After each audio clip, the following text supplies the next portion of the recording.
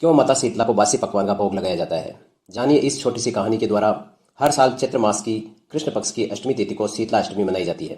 प्रत्येक महिला को इस दिन माता शीतला की पूजा और कथा का पाठ अवश्य करना चाहिए। अब जानते क्या है शीतला माता की कथा।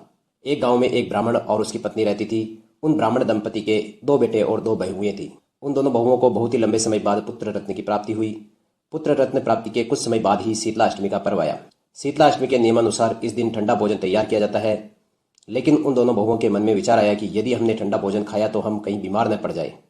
अभी बच्चे भी छोटे ही हैं, कहीं वे भी बीमार न हो जाए। ऐसा सोचकर उन दोनों ने चुपचाप खाने के लिए 2 बाटियां पशुओं के दाना देने वाले बर्तन में बनाकर तैयार कर ली।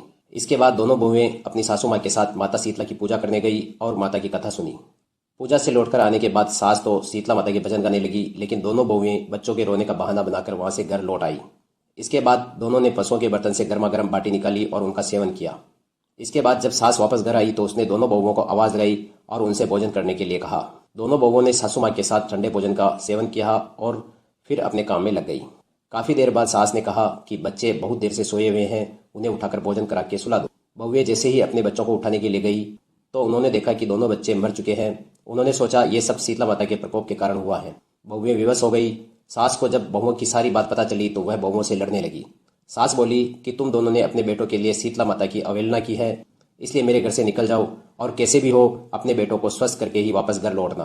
अपने मरे हुए बेटों को लेकर दोनों बहुएं घर से निकल गई और रास्ते में जाते हुए एक पुराने से खेजड़ी के वृक्ष के नीचे पहुंच गई।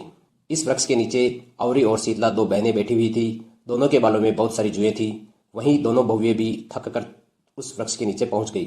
दोनों बहुएं उन दोनों बहनों औरी और शीतला के पास पहुंची। उन दोनों बहुओं ने औरी और शीतला के सिर से बहुत सारी जुएं निकाली।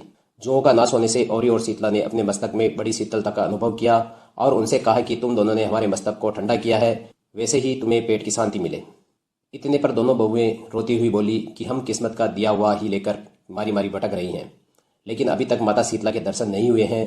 शीतला माता ने कहा कि तुम दोनों ने पाप किया है, तुम दोनों दुष्ट हो, दुराचारिणी हो, तुम्हारा तो मुंह तक देखने योग्य नहीं है।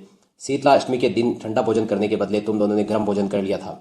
इतना सुनते ही बहुओं ने शीतला माता जी को पहचान लिया और दोनों ने शीतला माता जी को प्रणाम किया और गिड़गिड़ाते हुए बोली कि हमने अनजाने में गर्म खाना खा लिया, आपके प्रभाव को हम नहीं जानती थी, आप हमें क्षमा करो माता, हम फिर कभी ऐसा नहीं करेंगे। उनके ऐसे वचन सुनकर शीतला माता बड़ी ही प्रसन्न हुई और शीतला माता ने मृतक बालकों को वापस जीवित कर दिया। इसके बाद बहुएं अपने बच्चों को लेकर फिर से गांव लौट आई। जब गांव के लोगों को पता चला कि शीतला माता ने उन दोनों बहुओं को दर्शन दिए हैं तो लोगों ने बहुत धूमधाम से उनका स्वागत किया और उन दोनों बहुओं ने कहा कि हम गांव में शीतला माता के मंदिर का निर्माण करवाएंगे। शीतला माता ने जैसे उन दोनों बहुओं पर अपनी कृपा दृष्टि रखी, वैसी दृष्टि हर किसी पर रखे। जय शीतला माता की।